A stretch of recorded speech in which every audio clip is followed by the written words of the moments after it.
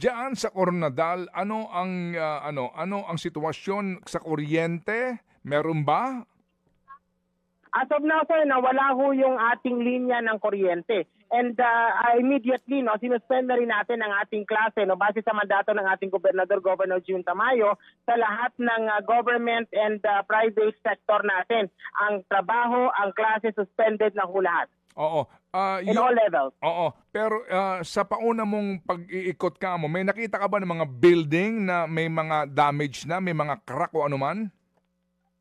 Yes, meron na tayong nakita. In fact, ilan sa ating mga hospital na inikot natin, yung ating South Cotabato Provincial Hospital na ilabas natin ng ating mga pasyente. Meron akong isang hospital na napuntahan dito, isang private hospital kung saan nakita talaga natin na may damage sa building and nakita natin na dun mismo sa may beam ang damage. So ibig sabihin, hindi talaga tayo nagbigay ng abiso na ipapasok ulit ang ating mga pasyente. Ang ginawa natin ay nag-deploy tayo ng mga tents natin temporarily habang hindi pa talaga ito na napapasok ng ating team sa engineering at makapagbigay ng go signal na pwede nang pumasok. As of now, meron talaga tayong naitala na mga damages sa ating mga building.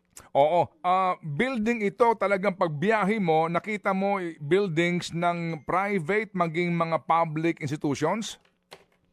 Yes, sir. Ako mismo ang nag-ikot ngayong umaga right after the incident because I'm on my way to City of Coronadal for flag ceremony. Before it happened, before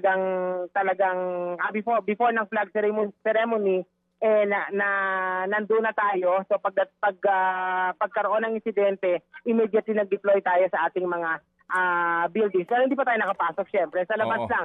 At nakitang-kita natin ang mga damages natin. Oo. Ano ang pinaka-worst na damage so far na nakita mo dyan, Donnie? As of now, ang nakita natin dito lamang po sa ating mga buildings. Kaya nga lang, hindi pa talaga natin ito mapasok kasi wala pa akong abiso from engineering team. Hindi pa talaga natin nakita doon mismo sa loob ng building. Pero sa labas, nakita na natin ang pictures ng damages and yung mga damages sa beam. Beam ang isa sa tinitingnan natin pinaka-importanting may damage or wala. Mga kapatid, patuloy po kayong tumutok sa 105.9 True FM para sa totoong balita, impormasyon, music and entertainment. Mag-subscribe sa aming YouTube channel at podcast at sundan nyo kami sa Facebook, Instagram, X at TikTok sa True Network PH. Bisitahin din po ang aming official website, truefm.ph.